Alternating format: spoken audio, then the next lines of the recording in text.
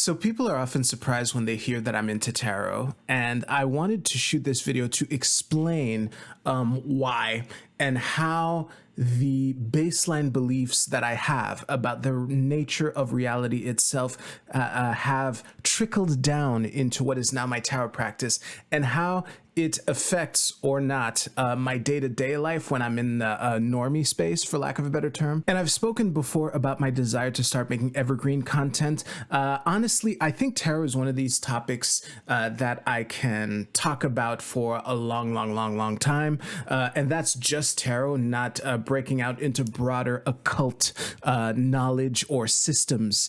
And I think that the place that I have to start is this, with like why I do tarot, what I believe is possible via tarot, and why it's surprising for someone to hear about this after knowing me for a while.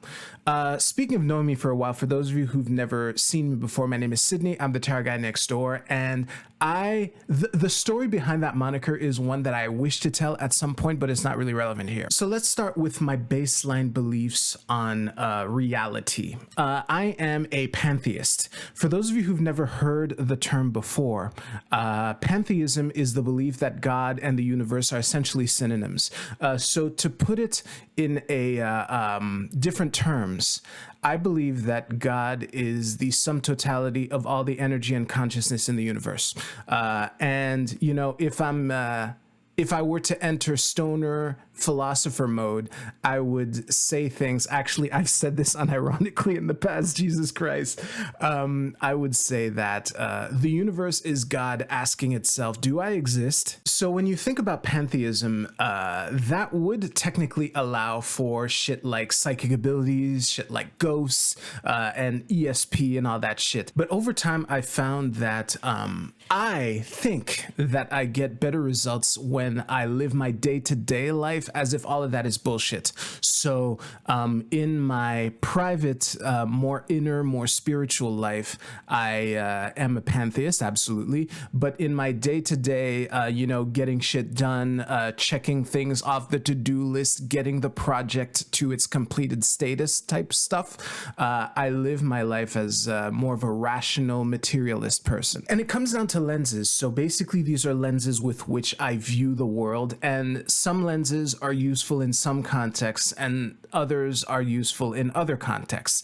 I forget where, actually I know exactly where, but I won't tell you. What he said was, if you break your arm, you're not going to ask the ambulance driver to take you to your Reiki master. So coming back to tarot, the way that I would summarize my approach to tarot is actually a phrase or a term that I discovered very recently while working on an unrelated project. The term is secular tarot.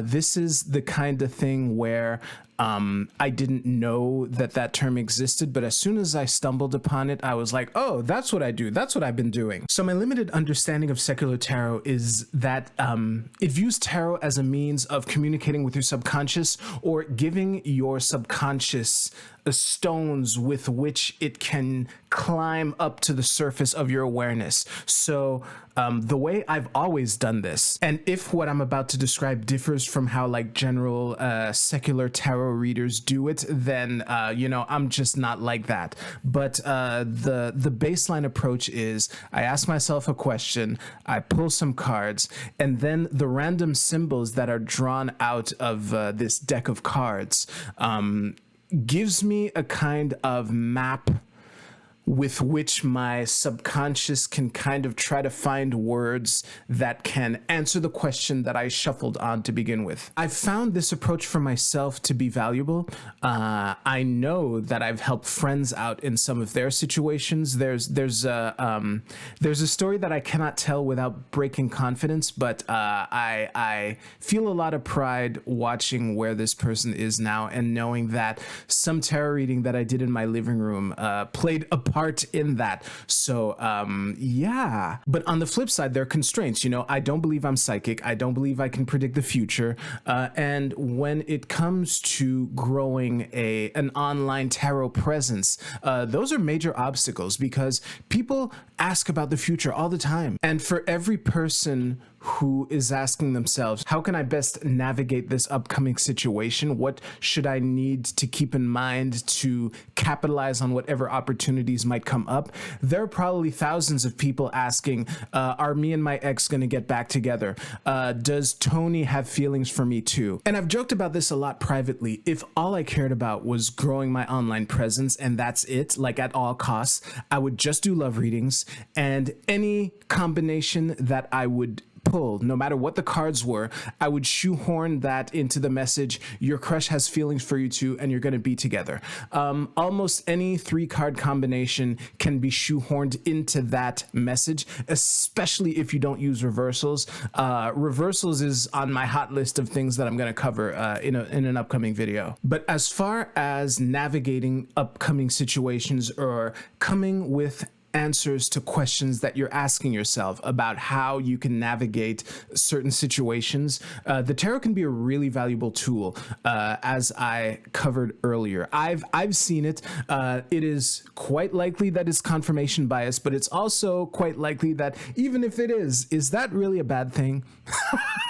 And as far as secular tarot, I basically take a secular approach to my overall general occult practices, of which I have picked up a couple in recent years.